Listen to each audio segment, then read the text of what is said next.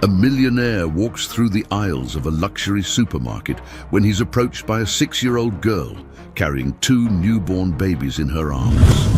With a trembling voice, she whispers, "Mister, can you buy milk for my little brothers?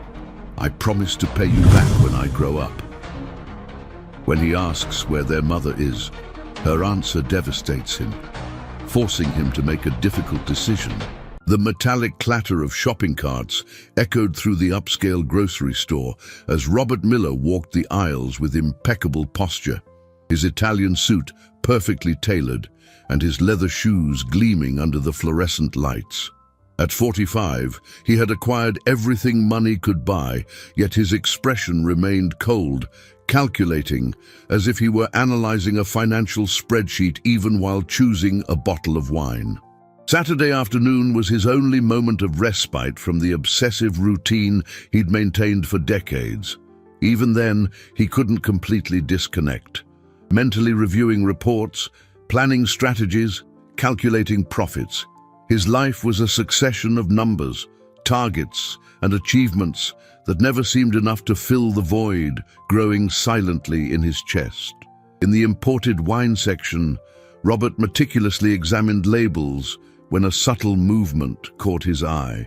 A small figure approached timidly, carrying something in her arms. When he looked up, his heart literally stopped for a moment. A girl of about 6 years old walked toward him, holding 2 newborns close to her chest. Her brown hair was disheveled, her simple clothes were clean but visibly patched, and her large, dark eyes shone with a mix of determination and vulnerability that hit him like a lightning bolt. The babies cried softly, a fragile murmur that blended with the ambient noise of the store. Robert noticed that other people walked past the girl without even noticing her, absorbed in their own mundane concerns. He himself had almost done the same until she stopped directly in front of him. "Mister," she whispered with a trembling but brave voice, "can you buy formula for my baby brothers? I promise to pay you back when I grow up." The words hit Robert like a punch to the gut. He had faced multi-million-dollar negotiations without flinching. He had coldly laid off hundreds of employees with calculated indifference. He had built a business empire based on rational and ruthless decisions.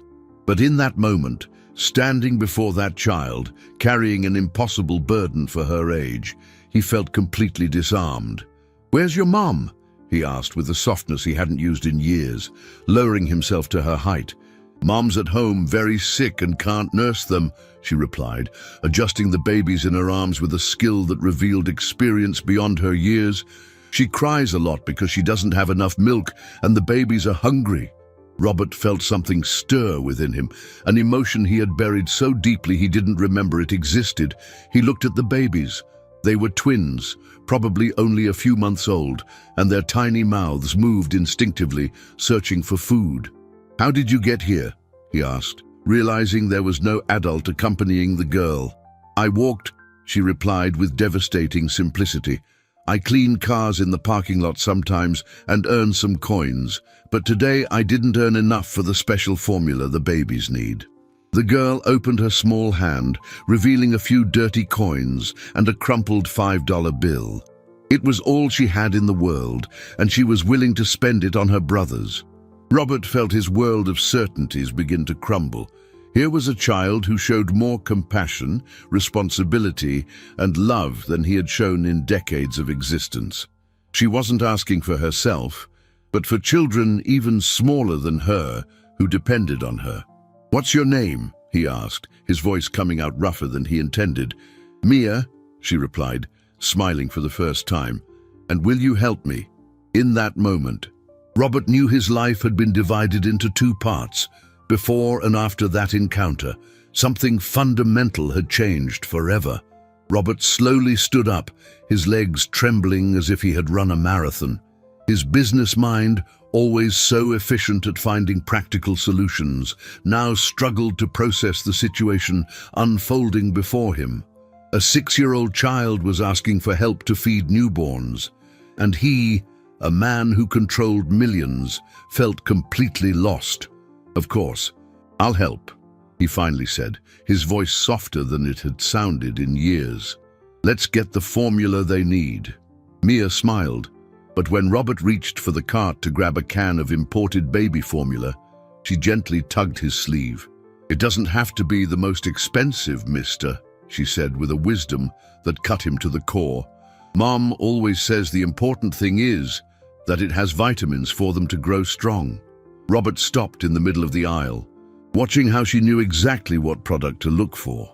Mia walked to a lower shelf and pointed to a domestic brand of baby formula. "This one is good," she explained, "and it doesn't cost too much. I've seen other mums buy it for their babies." The naturalness with which she spoke about prices and basic necessities revealed a reality Robert had never considered. While he debated between $300 or $500 wines, that girl was calculating pennies to keep her brothers alive. "You know a lot about this," he commented, putting 3 cans into the cart. "I have to," Mia replied, adjusting the babies who were starting to cry louder. "When Mom got sick, I had to learn fast. Mrs. Brenda, our neighbor, taught me at first, but then she moved away." Robert realized he was being led by a child through the grocery store, but he didn't mind. She knew every aisle, knew where to find deals, and had a mental list of everything she needed. "Do you come here alone often?" he asked, still processing the reality.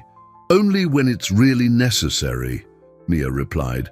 "Normally I go to the local market near home, but they don't have the special baby formula there. I had to walk a long way to get here." The distance she had walked carrying 2 babies began to become clear to Robert. He looked at the little ones in her arms. They were quiet now, as if they sensed help was arriving. "Do you have other siblings?" he asked, trying to better understand the situation. "No, it's just us 3, Mia said. "Mom always says we're a small but very strong family. She used to clean houses, but after the babies were born and she got sick, I had to help more." Robert felt a pang in his chest, imagining a sick woman trying to care for 3 children alone. His own childhood had been privileged, with nannies, private schools, and all the resources money could offer. He had never considered that there were children like Mia, forced to mature before their time. "And the babies, father?" he asked carefully. Mia lowered her eyes for a moment. "He left when he found out Mom was pregnant with twins. He said it was too much responsibility." The brutal simplicity of the answer hit Robert like a slap in the face. He had abandoned relationships for far lesser reasons, always prioritizing his career and personal goals. At the checkout, when Robert pulled out his credit card, Mia held his hand. "Mister, I promise I'll pay you," she said with absolute seriousness. "When I grow up and get a real job, I'll give you all the money back." Robert looked at the girl carrying 2 babies and talking about honoring financial commitments, and realized he was learning more about character in 10 minutes than he had learned in his entire adult life. "What's your full name?" Mia asked as they left the grocery store. "Robert Miller," he replied. "Thank you, Mr. Miller," she said. "You saved my baby brothers today." But Robert knew that it was he who was being saved. Robert couldn't bring himself to leave. Even after paying for the groceries and walking Mia to the store's exit, something prevented him from simply returning to his life of luxury and routine. He watched the girl rearrange the babies in her arms, preparing for the long walk back home. "Mia," he said hesitantly, "how are you going to carry all this by yourself?" She looked at the bags with the formula and other items Robert had insisted on buying: diapers, wet wipes, a small soft blanket that had caught his eye. "I'll manage," she replied with the same determination that had impressed him from the first moment. "I always find a way." Robert realized he was facing a decision that could change everything. He could go back to his luxurious penthouse, to his expensive wines and comfortable solitude. Or he could take a step beyond what was safe and known. "Let me drive you home," he offered, surprising himself with his own words. Mia looked at him with an expression that mixed gratitude and caution. "Mum always says not to accept rides from strangers," she said. "You're right," Robert agreed, admiring her mother's wisdom even without knowing her. "But can you call her and ask if it's okay? We don't have a phone," Mia said simply. Mom sold her cell phone to buy medicine. With each revelation, Robert felt his world of certainties crumble a little more. He owned 3 cell phones, one for business, one personal, and one international, and had never imagined that someone could be forced to sell the only means of communication they had. "Then I'll walk with you," he decided. "That way you don't have to carry everything by yourself." Mia studied him for a moment, and Robert realized she was evaluating whether she could trust him. Even though she was just a child, she had developed survival instincts he had never needed to develop. "You seem like a good person," she finally said. "And the babies liked you. They stopped crying when you were near." Robert looked at the twins in Mia's arms and realized she was right. They seemed calmer, their tiny fists no longer clenched with hunger and discomfort. The walk revealed a city Robert had never truly seen, despite living there for decades. Leaving the upscale neighborhood where the grocery store was located, they passed through increasingly simple streets, smaller and smaller houses, until they reached an area he hadn't even known existed. "Lots of good people live here," Mia said, noticing how Robert observed everything with wide eyes. "Ms. Carmen gives me bread when she has extra from her bakery. Mr. Johnson sometimes lets me help at his garage and gives me a few bucks. Everyone tries to help everyone." Robert realized he was getting to know a form of community that his privileged life had never allowed him to experience. In his world, people competed, negotiated, calculated advantages. Here, they simply helped each other. "Do you have many friends at school?" he asked. Mia was quiet for a moment. "I'm not going to school right now," she finally said. "Mom can't take me and pick me up because she's too weak. And I need to take care of the babies." "But can you read and write?" Robert asked, horrified at the possibility. "Yes, I can," Mia said proudly. "Mom taught me before she got sick, and I learn other things by reading newspapers that people throw away. I really like to read." Robert stopped walking for a moment, hit by the reality that this bright girl was being deprived of an education by circumstances completely beyond her control. "We're here," Mia said, pointing to a small wooden house at the end of a dirt road. "Mom must be worried." Robert looked at the simple structure, but noticed it was clean and organized. There was a small garden in front with colorful flowers, and the windows, though simple, were adorned with handmade curtains. "Will your mom be angry you left alone?" he asked. Mia smiled sadly. "She doesn't know I left. She was asleep, and I left a note saying I'd be back soon." What Robert would discover inside that house would change his perspective on courage forever. Mia pushed the wooden door carefully, trying not to make noise. The interior of the house was small, but immaculately clean, with simple furniture that had clearly been chosen with care. Robert was surprised by the organization and coziness of the environment, which contrasted drastically with the precariousness of the structure. "Mom!" Mia called softly. A faint voice came from what appeared to be the house's only bedroom. "Mia, honey, did you go out? I was so worried." "I'm here, Mom, and I brought the formula for the babies," Mia said, quickly heading to the bedroom. Robert hesitated at the entrance, feeling like an intruder in that intimate space. But curiosity and a growing concern propelled him to follow Mia. The woman he found in bed was young, probably only in her 30s, but her pale face and tired eyes revealed the weight of a constant struggle, even sick. She tried to sit up when she saw Robert. "Who is this gentleman, Mia?" she asked with a voice that mixed weakness and maternal protection. "Mum, this is Mr. Miller. He helped me buy the formula for the babies," Mia explained, carefully placing the twins next to her mother. The woman, whom Mia introduced as Carla, looked at Robert with an expression he couldn't fully decipher. There was gratitude, but also caution and something that seemed like shame. "Thank you very much, sir," she said, trying to maintain her dignity despite the situation. "Mia shouldn't have bothered anyone. I always tell her not to ask strangers for anything." "I didn't ask for charity, Mom," Mia said quickly. "I promised I'd pay him back when I grow up." Robert watched the interaction between mother and daughter, sensing the deep love that existed between them, but also the constant worry that dominated their lives. Carla held the babies with a delicacy that revealed her experience, but Robert noticed how her hands trembled with weakness.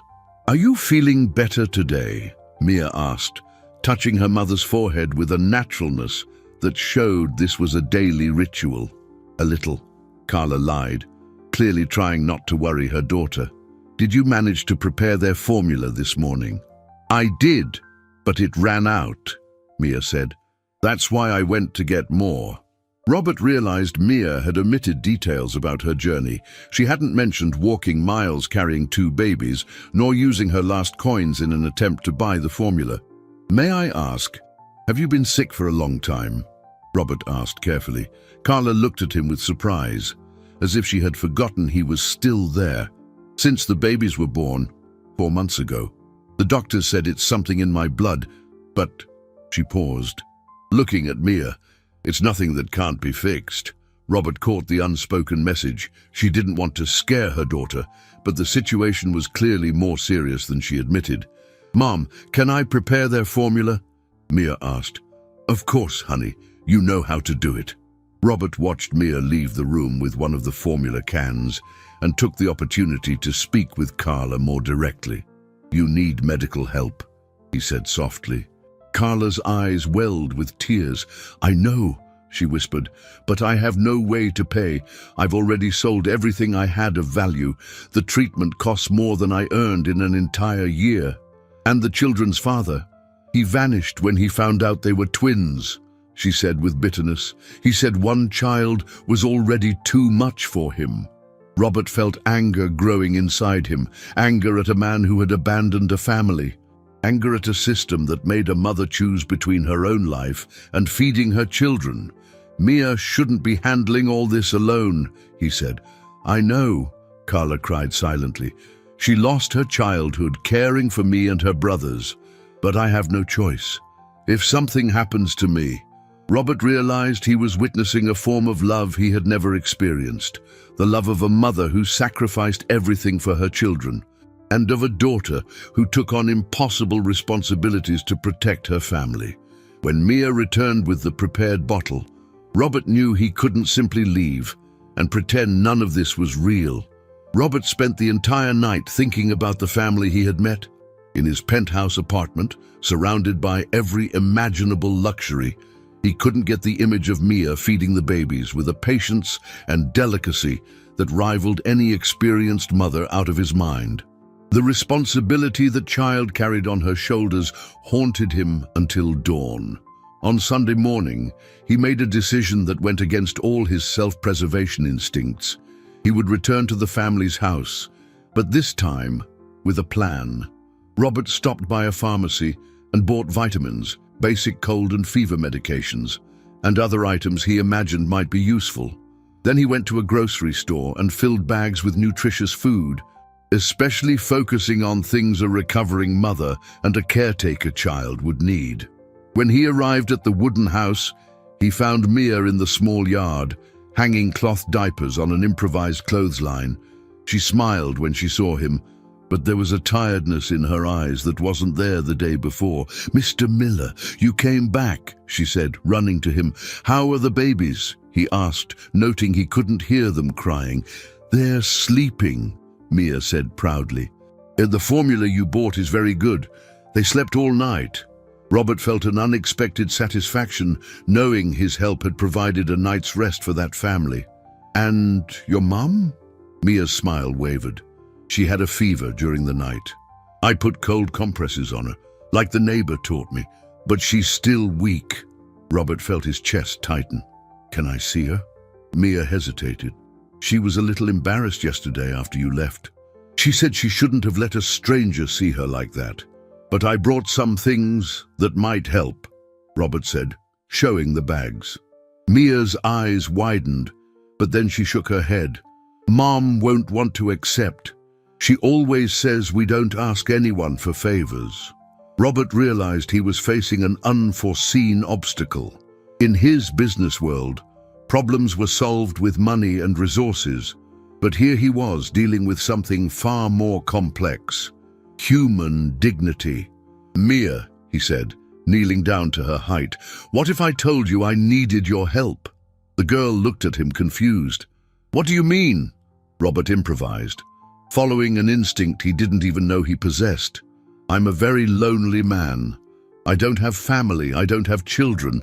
Meeting you made me realize that maybe I can learn some important things. What if, instead of me helping you, we are helping each other?" Mia processed his words with the seriousness of an adult. "You want to be our friend?" "Very much," Robert said, surprised by the sincerity of his own answer. "I'll ask Mom," Mia said, heading inside the house. Robert waited outside, listening to the muffled conversation between mother and daughter. Carla was clearly resisting, but Mia argued with an impressive eloquence for her age. Finally, Mia returned. "Mom said you can come in, but only if you promise you're not doing this out of pity." "I promise," Robert said. Inside the house, Carla was sitting in bed, visibly weaker than the day before, but trying to maintain her composure. The babies slept peacefully beside her. "Mr. Miller," she said with a weak but firm voice, "Mia told me you want to be our friend. But I need you to understand one thing. We have pride. We don't accept charity." "I understand," Robert said. "Dee, what if I told you it's not charity? What if it's a fair exchange?" Carla looked at him suspiciously. "What kind of exchange?" Robert took a deep breath, knowing that what he was about to say would change everything. "You teach me about family, about courage, about what truly matters in life, and I'll help ensure Mia can go back to school and that you have what you need to get well." The silence that followed was tense, charged with possibilities and fears. "Why would you do this for us?" Carla finally asked. Robert looked at Mia, who held his small hand in hers, and realized the answer was simpler and more complex than any deal he had ever closed. "Because you showed me I was lost, and now I want to find my way back home." Carla studied Robert's face for long moments, as if trying to decipher his true intentions. Mia remained by the bed, holding her mother's hand with one of hers and Robert's with the other, forming a human bridge between two completely different worlds. "Do you have children?" Carla finally asked. "No," Robert replied, feeling a pang of emptiness he had never admitted to himself. "I never had time for family. I always thought it was a distraction from business." "And now?" Mia asked with that childlike curiosity that cut straight to the heart of matters. Robert looked at the girl, realizing she had asked the question Carla hadn't dared to. "Now I realize that perhaps I've missed the most important things in life, chasing the least important ones." One of the babies began to cry softly, and Robert watched as Mia immediately went to him, picking him up with a naturalness that moved him. She gently swayed the little one, whispering words of affection she had clearly learned by observing her mother. "Mia," Carla said softly, "take the babies to the living room to change their diapers." When they were alone, Carla looked directly into Robert's eyes. "You need to understand something about my daughter. She's already been through things no child should go through. She's seen me cry in pain, seen me faint from weakness, taken on adult responsibilities. If you're here out of guilt or some kind of personal charity project, I'd prefer you leave now." Carla's brutal frankness hit Robert like a punch. She was protecting her daughter the only way she knew how, with hard honesty. "Do I understand your concern?" he said, "and you're right to be cautious, but I can swear to you that my intention isn't to hurt you. Mia touched me in a way I didn't know was possible." "How?" Carla asked. Robert paused, searching for the right words. "I built an entire life based on control, on always having the right answers, on never depending on anyone. But your daughter showed me there's a much greater strength in vulnerability, in the courage to ask for help when you need it, in the ability to love unconditionally." Carla remained silent, evaluating his words. "She told me she promised to pay you back when she grows up," Robert continued. "That broke my heart, but it also showed me an integrity I had lost long ago. I want to learn to be half the person she already is at 6 years old." "And what exactly do you propose?" Carla asked. "One, let me help with the family's medical and basic expenses," Robert said.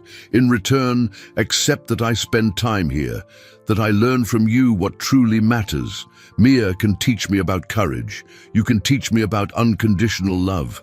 And perhaps I can repay you by ensuring she gets the education she deserves." "And when you get tired of playing at family?" Carla asked with a bitterness that revealed old wounds. The question hit Robert deeply. "I don't know how to convince you that this isn't a game for me. I can only say that, for the first time in years, I feel like I've found something worth more than any business deal I've ever closed." Mia returned to the living room carrying one of the babies, who was now clean and smiling. "Mom, can Mr. Miller stay for lunch? I know how to make really good pasta." Carla looked at her daughter, then at Robert, and he realized he was being tested. "Do you really cook?" she asked Mia. "Yes, I do. Miss Brenda taught me before she moved. I know how to make pasta, rice, eggs, and a few other things." The idea of a 6-year-old child cooking meals for the family made Robert's heart ache again. At his house, he had a professional chef who prepared elaborate meals he barely had time to savor. "I'd love to have lunch with you," he said. Carla nodded slowly. "All right. But I want it to be clear that this doesn't mean I accept your proposal. It just means I'm willing to get to know you better before deciding." "Fair enough," Robert agreed. "And one more thing, Mr. Miller," Carla said, her voice gaining a firmness he hadn't yet heard. "If at any point I feel your presence is harming my daughter in any way, you will have to leave and never come back." "I agree completely," Robert said. Mia clapped her hands, happy. "Then I'll start cooking. Mr. Miller, can you help me set the table?"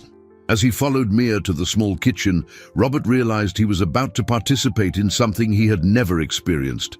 A meal made with love in a home where every gesture mattered. 3 days after lunch at Mia's house, Robert was in his office when he received a call that would change everything. It was an unknown number, and he almost didn't answer. His assistant had strict instructions about filtering calls. "Hello," he answered distractedly, reviewing contracts. "Mr. Miller." The voice was an unknown woman's, tense and urgent.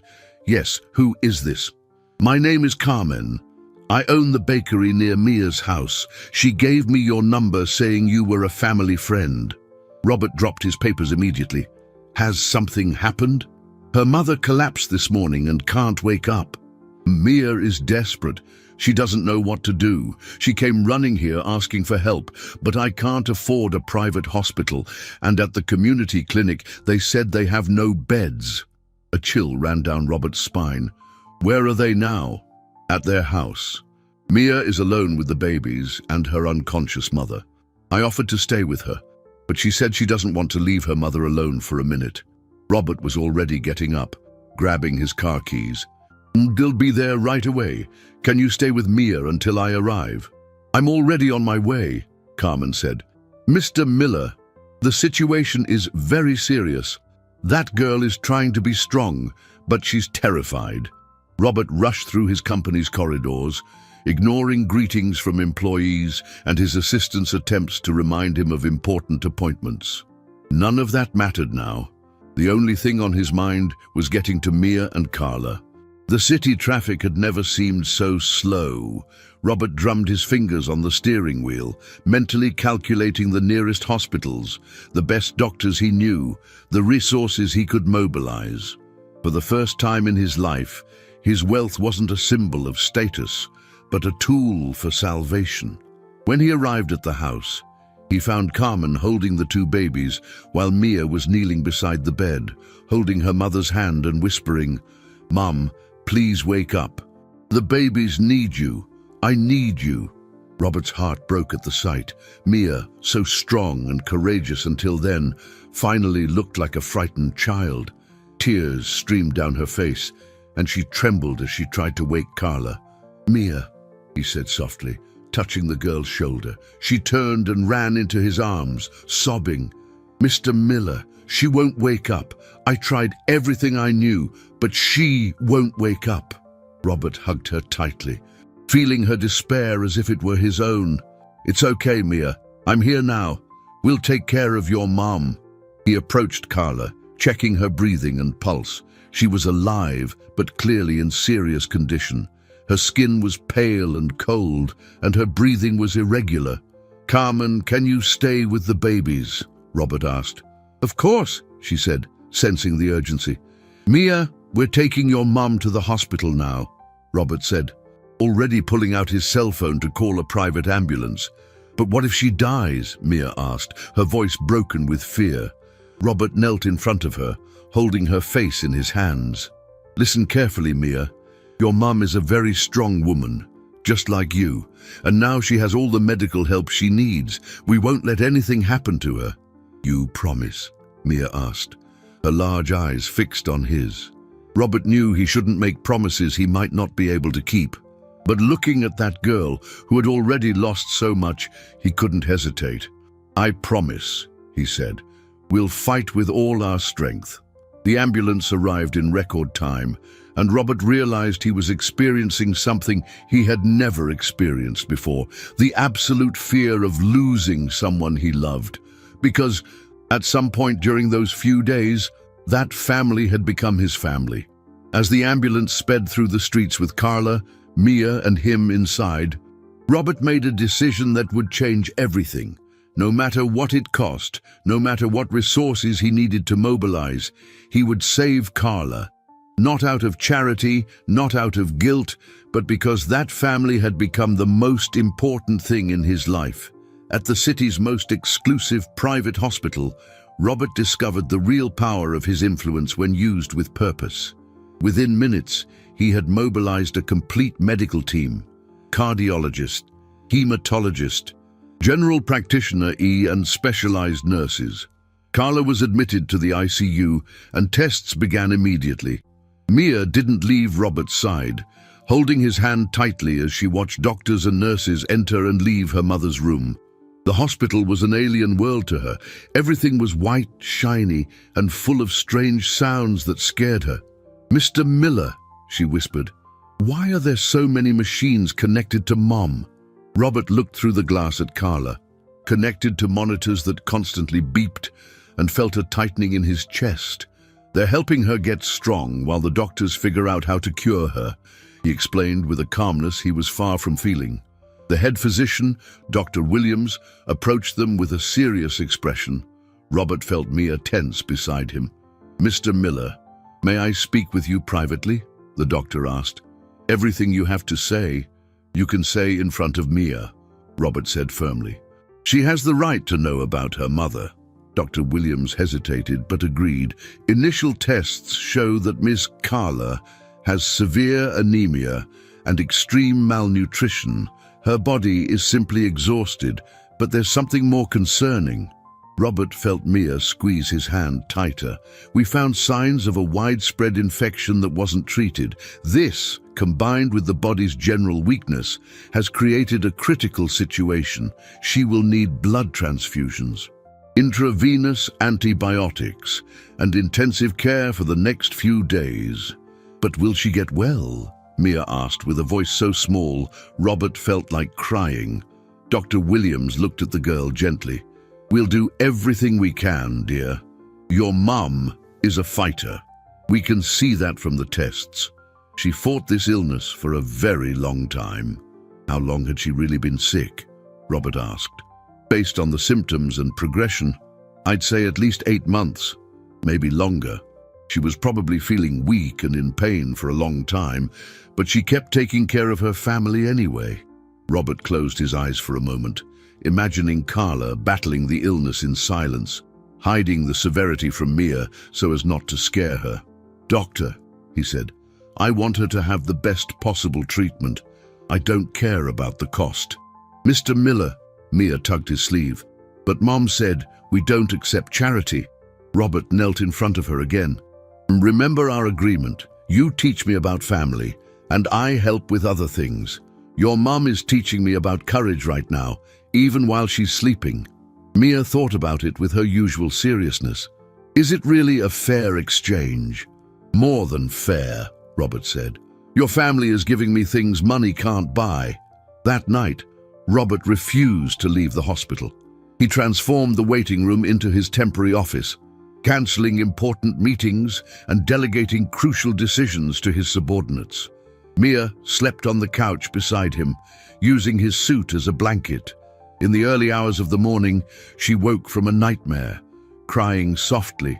I dreamed Mom went away and left me alone with the babies, she whispered. Robert hugged her close. Your mom isn't going anywhere, and even if something happened, which it won't, you would never be alone. I would be here. Forever? Mia asked. The simple question hit Robert like a lightning bolt. For the first time, he was being asked about a commitment that went beyond contracts and profits. Forever, he said, and realized he had never said anything with more certainty in his entire life. On the second day, Carmen appeared at the hospital bringing the babies so Mia could see them. The scene in the waiting room was touching, Mia caring for her younger siblings while Robert held one of them and tried to stop him from crying.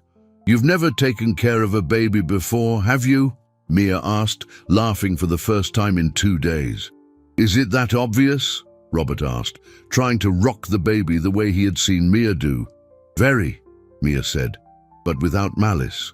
But you're learning fast. In that moment, Robert realized he was living something he had always rejected. He was being part of a real family, with all the responsibilities, fears, and joys that entailed.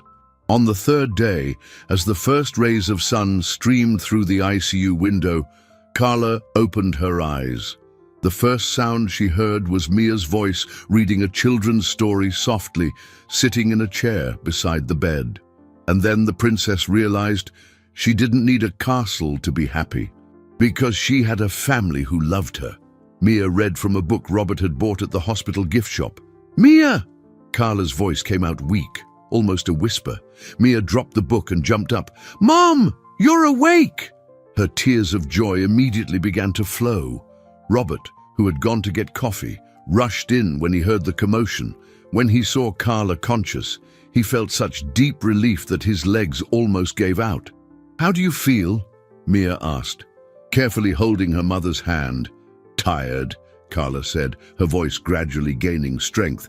But better, much better. She looked around, realizing where she was. Hospital, the best in the city, Robert said, approaching the bed.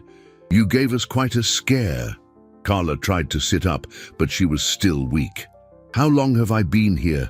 And the babies? 3 days, Mia said, and the babies are fine. Ms. Carmen is taking care of them, and Mr. Miller hired a nurse to help. Carla looked at Robert with an expression he couldn't decipher. Mr. Miller, we need to talk. In the following hours, after the doctors completed their examinations and confirmed that Carla was out of danger, she and Robert had the most honest and difficult conversation of their lives. I almost died, Carla said directly. And if that had happened, Mia would have been alone with 2 babies. That thought terrifies me more than any illness. Robert nodded, understanding the gravity of what she was saying. You saved my life, she continued. And it wasn't just by paying for the hospital. It was by bringing hope into this house when I no longer had the strength to have hope. Carla, let me finish, she said firmly. Mia told me about the promise you made to her, about being here forever. I need to know if you were serious. Robert looked through the window of the room, where he could see Mia in the hospital garden, pushing the babies in strollers borrowed from nursing staff. She was singing to them, and her joy was contagious. More serious than anything I've ever said in my life, he replied. Why? Carla asked. Why would a rich and successful man like you care about a family like ours? Robert thought about the answer for a long moment. Because you showed me who I really am underneath everything I've built. Mia taught me about true courage. You taught me about unconditional love. And the babies, they taught me that sometimes the most important thing we can do is simply be present. Carla studied him with eyes that had seen much suffering, but also much wisdom. "And what do you want from us in return?" she asked. "A family," Robert said simply. "I want to learn to be part of something bigger than myself. I want to help Mia grow and achieve all her dreams. I want to see the babies take their first steps, say their first words. I want to be here for the good times and the difficult ones. Even when it's not convenient, even when it interferes with your business." "Especially then," Robert said. "Because I've learned that nothing I've built in the last 20 years is worth a single smile from Mia." Carla closed her eyes for a moment, and Robert realized she was making a decision that would change everything for all of them. "All right," she finally said, "but we have to establish some rules. Mia needs to go back to school. I need time to recover completely. And we all need to learn how to be a family in a way that works." "I agree with everything," Robert said. "And one last thing, Mr. Miller," Carla said, her voice becoming softer. "Thank you for not giving up on us." In that moment, Robert knew he had found something he had been searching for his whole life without knowing it. A place where he truly belonged. Outside, Mia shouted with joy when she saw a bird land on the baby's stroller, and Robert realized that sound would forever be the soundtrack of happiness in his life. 2 weeks after Carla's hospital discharge, Robert was discovering that being part of a family was simultaneously the most natural and most challenging thing he had ever done.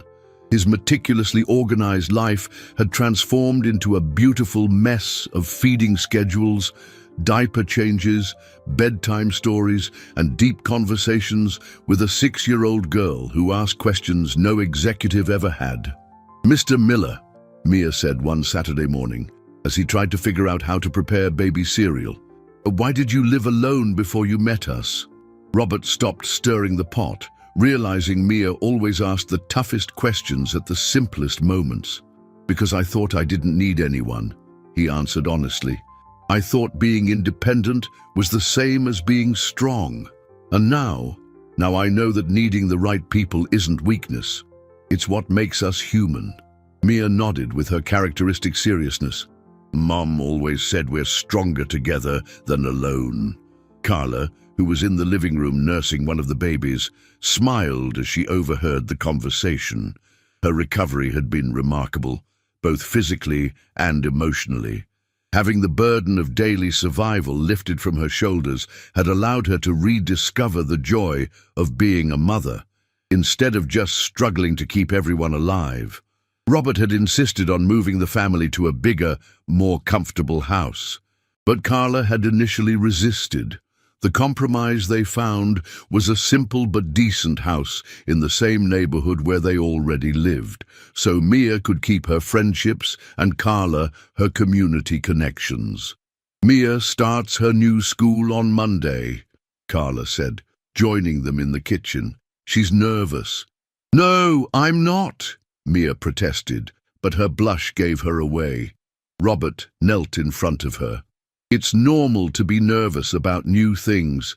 But do you know what I've learned about you?" "What?" "That you're the bravest person I know.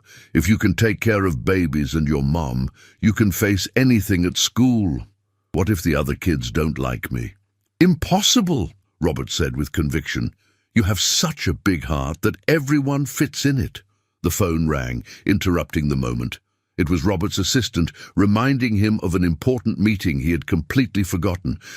"And I need to go to the office for a few hours," he said, hanging up. "That's fine," Carla said. "We'll be okay." But Robert noticed something in Mia's expression, a shadow of insecurity she tried to hide. "Mia, do you want to come with me to the office?" he asked impulsively. "You can see where I work." Her eyes lit up. "Can I really?" At the office, Mia caused quite a stir. Robert's employees, accustomed to his professional coldness, were shocked to see him introducing a little girl as "my daughter Mia" and patiently explaining how each department worked. "Mr. Miller," Mia asked, looking out the panoramic window of his office, "from way up here, can you see our house?" "You can't see the house," he said, "but you can see what truly matters." "What?" "The future. And now that you're part of my life, the future looks much brighter." During the meeting, Robert discovered something surprising. Making decisions became easier when he had a family to consider. The questions he asked now were different. Will this keep me away from home for too long? Does this contribute to the kind of man I want to be for Mia? Is this aligned with the values I want to teach? Daddy Robert, Mia said when they returned home, using the title for the first time without realizing it. Robert stopped in the middle of the sidewalk, too moved to speak. That's what you called me, he said softly. Mia blushed. Sorry, it just slipped out. Don't apologize, Robert said, kneeling to her height. It was the most beautiful thing anyone has ever said to me. Can I really call you that, Daddy Robert? It would be an honor, he said, hugging her. That night, as he put Mia to bed, she asked him another one of her profound questions. Daddy Robert, do you think people can really change? Why do you ask? Because you were so different when we met you at the grocery store. And now you smile more. You play with me. You help with the babies. It's like you've turned into a completely new person. Robert thought about it. I think the right people awaken parts of us we didn't even know existed. You helped me find the Robert I always should have been. Mia smiled, satisfied with the answer. So we're a real family now? The truest there is, Robert said, kissing her forehead.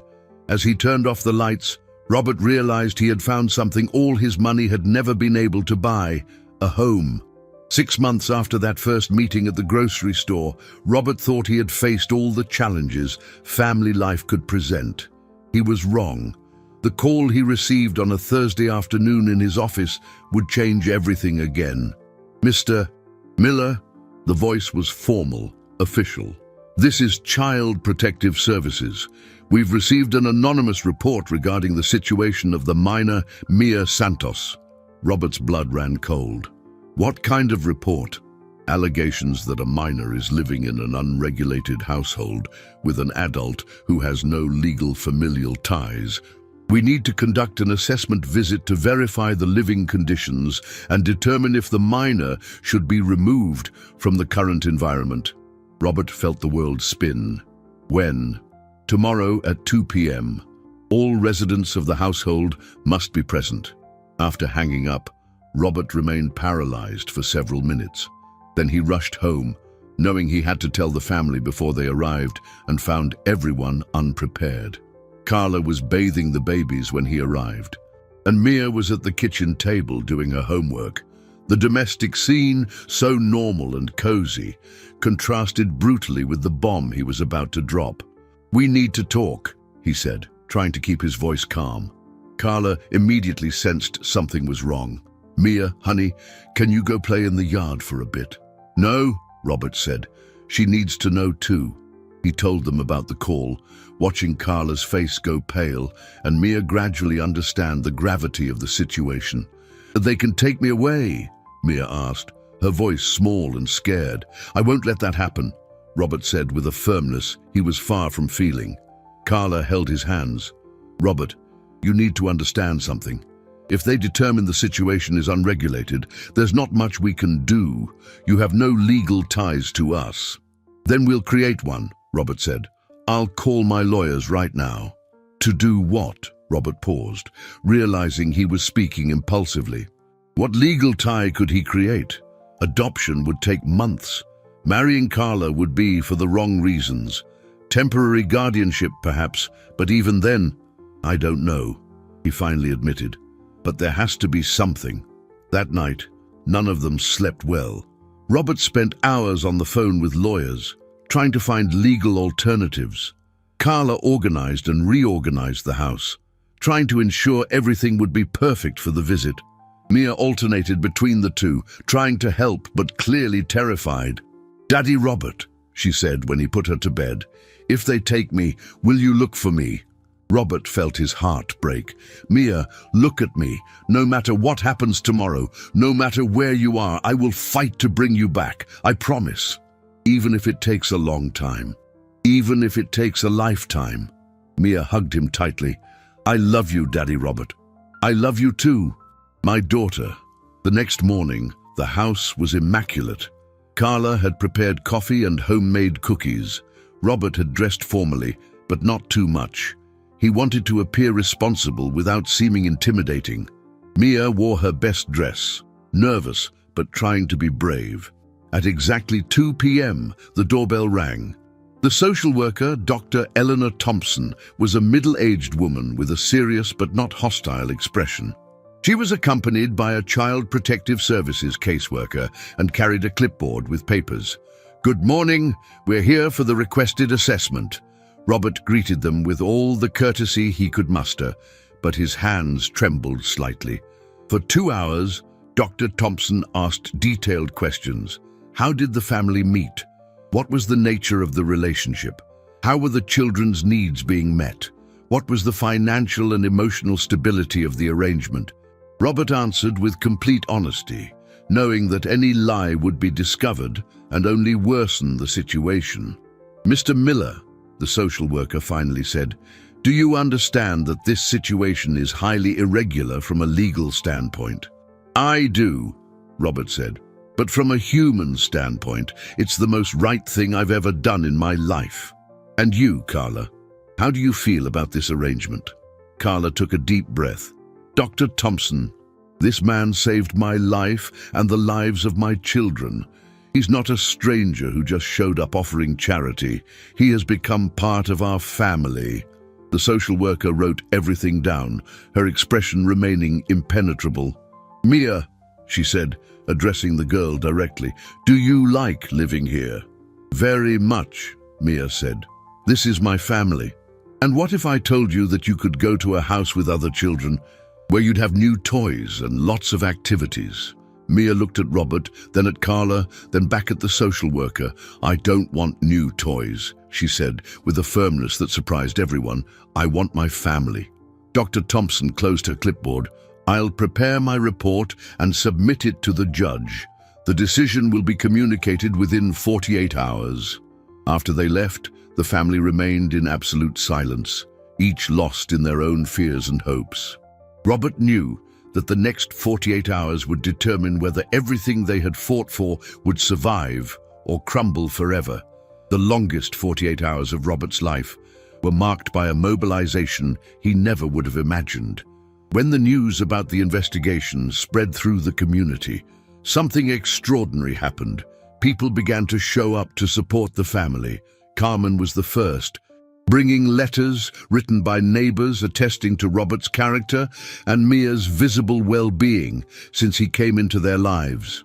Ms. Brenda, the former neighbor who had taught Mia to care for the babies, returned specifically to give her testimony. Even parents of Mia's schoolmates appeared, talking about how the girl had become happier and more confident. "I've never seen anything like this," Robert's lawyer commented. "It's as if the entire community has risen up to defend you." On the morning of the second day, Robert received an unexpected call. It was Dr. Williams, the doctor who had cared for Carla. "Mr. Miller, I heard about the situation. I'd like to offer my medical testimony regarding the positive impact your presence has had on Carla's recovery and the children's emotional development." "You would do that?" "It would be medical negligence not to. I rarely see such a complete transformation in a family. The emotional and financial stability you provided was literally a healing factor." In the afternoon, Robert was in his office trying to concentrate on work when his assistant announced an unexpected visit. Dr. Thompson had arrived, but she wasn't alone. With her was an older woman who introduced herself as Dr. Regina Santos, a supervisor for Child Protective Services. "Mr. Miller," Dr. Santos said, "and I came personally because I rarely see a case that mobilizes so much community support. We've received over 50 letters and testimonials in favor of your family in the last 48 hours. Robert felt a cautious hope growing in his chest. "Furthermore," she continued, "our deeper investigation revealed that the anonymous report came from someone who was terminated from your company last month for misconduct. This raises questions about the motivation for the report." Robert remembered an employee who had been let go for harassment against colleagues. The possibility of revenge hadn't occurred to him. "However," Dr. Thompson said, That doesn't change the fact that the legal situation needs to be regularized. What does that mean? Robert asked. It means we recommend that Miss Carla petition for you to become Mia's legal guardian. With full rights and responsibilities, Dr. Santos explained. This would formalize what already exists in practice. Robert felt his legs nearly give out. And you approve of this petition? More than that, Dr. Thompson said with a smile, the first Robert had seen on her face. We will expressly recommend to the judge that it be approved. We rarely see a case where the child's best interests are so clearly being served. When they arrived home with the news, they found Mia playing in the yard with the babies while Carla watched them from the porch. The domestic scene, so natural and loving, summed up everything they had fought for. We have news, Robert announced. He told them about the visit and the recommendation. Mia listened with increasing attention, and when he finished, she ran into his arms. Does this mean you'll be my real dad on paper too? If your mum agrees, Robert said, looking at Carla. Carla approached them, tears streaming down her face. Robert, are you sure? Being a legal guardian means serious, permanent responsibilities. Carla, he said, holding her hands and Mia's. There is nothing in the world I am more sure of. I want Mia to be my daughter in every possible sense. Then yes, Carla said, 1,000 times yes. 2 weeks later, at the county clerk's office, Robert signed the papers that officially made him Mia's legal guardian. She stood beside him, wearing a new blue dress and holding a special pen he had bought for her. Can I sign too now? She asked. Of course, the clerk said. You can sign here at the bottom as agreement. Mia took the pen and, with her careful child's handwriting, wrote, Mia Santos, Daddy Robert's daughter. When they left the office, Robert carried not just legal documents, but the certainty that he had found his true purpose in life. Daddy Robert, Mia said, swinging her legs from the back seat of the car, can I ask you a question? Always. Do you remember that day at the grocery store when I asked you for formula for the babies? Like it was yesterday. I knew you were a special person. How? Because you didn't look at me like I was invisible. You really saw me. Robert had to pull the car over because his tears were blurring his vision. In that moment, he understood that he hadn't saved a family had saved him. 1 year after that transformative encounter at the grocery store, Robert stood in the same wine aisle, but now accompanied by a family. Mia, now 7 years old and radiant in her school uniform, pushed a cart while the twins, who were now walking and speaking a few words, ran around her under Carla's loving gaze. Daddy Robert, can I choose the juice? Mia asked, still thrilled with the autonomy she had gained. Of course, honey. You know what Mom and the babies like best. As Mia deliberated between the options, Robert reflected on how that place had become symbolic. The grocery store where his life had changed forever now housed a special project, a section dedicated to food donations for families in need, funded by his foundation and managed by Carla. Mr. Miller, a voice called him. It was Carmen, who now worked as a coordinator for the community outreach program they had created in the neighborhood. Carmen, how are the families this week? We served 23 families, she said proudly, and we have good news. That single mum you met last month got a stable job. Robert smiled, realizing how gratifying it was to use his resources to multiply stories of hope instead of just accumulating wealth. And Auntie Carmen, Mia, ran to hug the woman who had become one of the maternal figures in her expanded life. Hi, Princess. How was school today? I got a perfect score on my math test, Mia said proudly. And the teacher said, I'm going to participate in the science fair. What project are you presenting? Carla asked, joining the group. I'm going to show how small plants can grow anywhere if they have enough love and care, Mia said.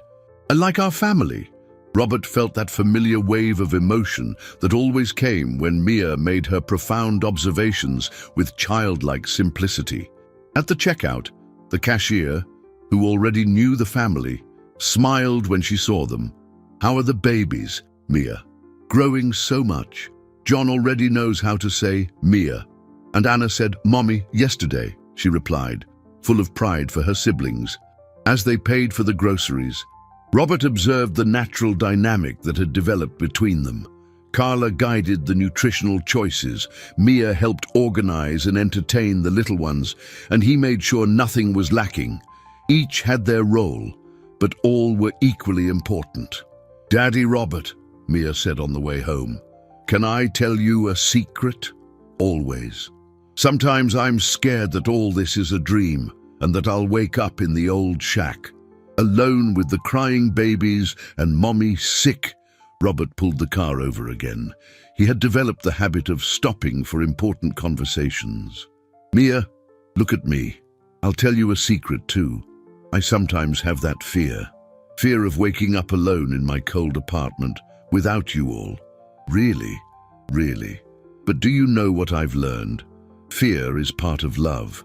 When we love someone very much, we're afraid of losing them. But that doesn't mean we will lose them.